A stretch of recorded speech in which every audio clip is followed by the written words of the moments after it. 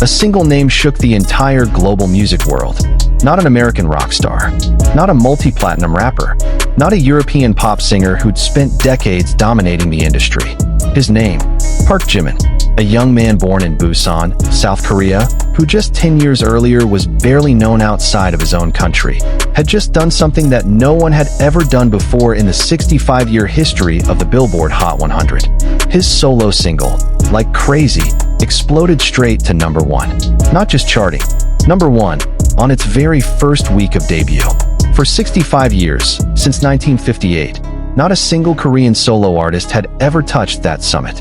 PSY, with his world-conquering Gangnam Style, could only peak at #2 back in 2012. But that euphoria didn't last long, because 1 week later, a bomb went off. ARMY fans around the globe erupted in fury.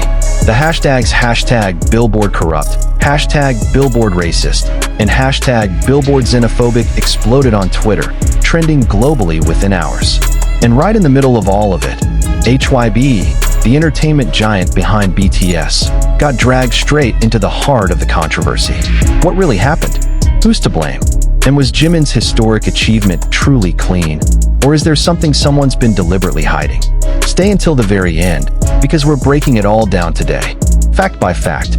Before we dive into the controversy, we need to understand one thing first. Just how massive is this achievement? Jimin is a member of BTS, the boy group formed by Big Hit Entertainment in 2013, a small, struggling agency that was nearly bankrupt at the time. Nobody could have predicted that from that tiny office in Seoul, a group would emerge that would one day conquer America. BTS had already made its mark on the Billboard Hot 100 as a group. They had reached #1 as a group 6 times, with songs like Dynamite, Butter, and Permission to Dance. But as solo artists, that was a whole different story. All 7 members of BTS, RM, Jin, Suga, jhope, Jimin, V, and Jungkook, had charted on the Hot 100 with their individual solo efforts. But not a single one had ever reached the top, until that day. Like Crazy is the lead single from Jimin's debut solo album, Face, released on March 24th, 2023. The song came in 2 versions, Korean and English, a synth-pop track co-written by Jimin alongside his teammates, including BTS member RM. And the results? Extraordinary.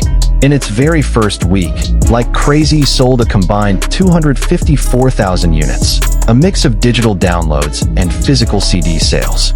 This was the highest single-week sales figure of the entire year, even surpassing the record previously held by Taylor Swift's Anti-Hero back in November 2022. The song simultaneously charted on more than 20 Billboard charts. #1 on digital song sales. #2 on the Billboard 200 for the album. #1 on the Artist 100. Jimin also became the first Korean solo artist ever to top the Artist 100. In short, this wasn't just a win. This was a history-altering moment for K-pop that can never be undone. But then, the following week arrived. April 10th, 2023. 1 week after that historic moment. When Billboard released its next weekly chart, the whole world held its breath. ARMY fans were ready to celebrate Jimin holding his position strong. But what happened was something no one could have predicted. Like Crazy fell from #1 to number 45. 45, a drop of 44 spots in a single week. This wasn't just shocking. It set the record as the biggest single-week fall in history for a song that had debuted at #1 on the Billboard Hot 100. A record that, ironically, nobody should ever be proud to hold. ARMY immediately went into crisis mode and started investigating. And what they found made the situation explode even further. An independent report from Hits Daily Double, a long-trusted music industry trade publication, claimed that in that second week, Like Crazy had still sold approximately 115,000 units. A number that, by any logical standard, should have been more than enough to stay in the top 10.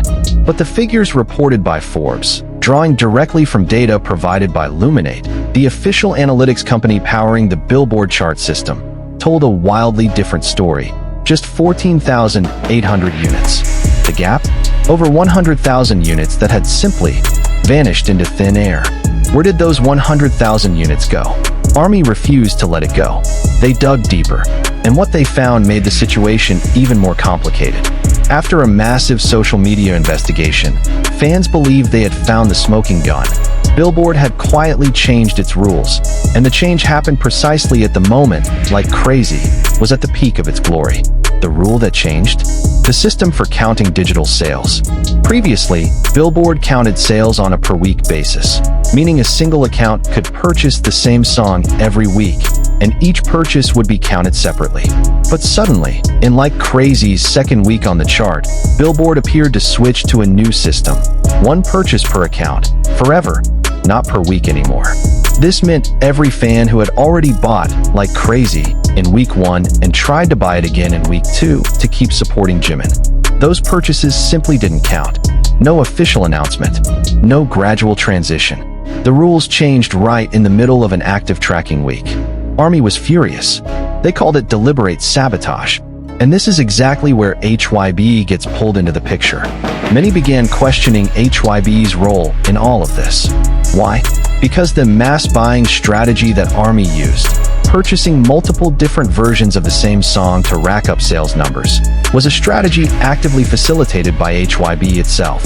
For Like Crazy, Hybe didn't just release 2 versions of the song, Korean and English. They also released 2 remix versions, a Deep House remix and a UK Garage remix, plus an instrumental version. A grand total of 5 different versions of the exact same song. This strategy wasn't new. It's a method that K-pop labels have used for years to maximize digital sales figures. And for years, Billboard allowed it.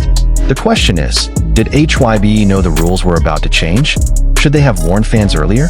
And does releasing 5 versions of one song cross the line into chart manipulation? Or is it simply smart business strategy? Opinions split hard into 2 camps. Let's be fair and honest here, because this isn't black and white. Side 1. The argument from ARMY and Jimin's supporters. First, ARMY argues that mass buying is a completely legal and legitimate strategy. Every single purchase was made with fans' own money. No bots, no fake purchases. Nothing illegal happened. Second, they point out that Billboard never officially or transparently announced any rule change. In every previous Billboard policy change in history, there was always a transition period or a clear public announcement. This time, nothing. Third, there's a hard-to-ignore fact. The 100,000 unit gap between the hit's daily double report and the official Billboard/Luminate numbers is deeply suspicious. Where did that data go? Fourth, fans also highlight that Jimin's radio airplay was extremely low. Only 64,000 radio airplay audience impressions in that first week, because the song simply wasn't being actively pitched to radio stations. And here's the critical problem. The Billboard Hot 100 relies heavily on radio airplay to determine a song's longevity on the chart. Without strong radio, even a song with massive sales will fall fast. So ARMY's conclusion, Jimin didn't cheat. The system itself is unfair to non-Western artists. Side 2. The criticism from media and industry observers. On the other side, there are arguments worth hearing. A Korean music critic, in an article that went viral, wrote that this kind of Billboard achievement was the product of chart manipulation that has become deeply ingrained in K-pop fandom culture, where large numbers of people purchase songs that they may never actually listen to organically. Billboard's own deputy editor had touched on this phenomenon as far back as 2021, noting that ARMY's mass buying practices had made the number 2 position almost as powerful as number 1, since the fandom could simply purchase as much as they wanted to maintain chart positions. And indeed, a consistent pattern exists. BTS and other K-pop artists regularly dominate digital sales figures, yet perform far weaker in streaming and radio, 2 other critical components that make up the Hot 100 formula. This suggests popularity that is heavily concentrated within dedicated fandoms, which may not reflect broader mainstream popularity in the American market. But does that mean Jimin's achievement is invalid? It's not nearly that simple. Amid all this controversy, there are a few hard facts that nobody, neither supporters nor critics, can erase. Fact 1. Like Crazy is officially recorded as the number 1 song on the Billboard Hot 100 dated April 8, 2023. Nothing can remove that from the history books. Jimin is, and will, always be, the first Korean solo artist to reach number 1 on the Hot 100 in its 65-year history. Fact 2. PSY with Gangnam Style, a song that became a global phenomenon watched by billions on YouTube, could only peak at number 2 in 2012. Jimin surpassed PSY. That fact speaks for itself. Fact 3. BTS members themselves, including RM, who co-wrote Like Crazy, publicly congratulated Jimin. RM posted a screenshot of the chart on his Instagram story with a simple caption, "I'm proud." Jhope did the same, adding a string of purple heart emojis. Fact 4. Jimin's song, Who, released in July 2024, also reached number 1 on the Billboard Global 200 and Global Excl. US, proving that Jimin's Billboard success was no fluke. This is consistency. Fact 5. The controversy surrounding Billboard's rule changes was never resolved transparently. Billboard never issued an official clarification that satisfactorily explained the reported 100,000 unit discrepancy. So what's the conclusion? Perhaps this is the most important thing to understand.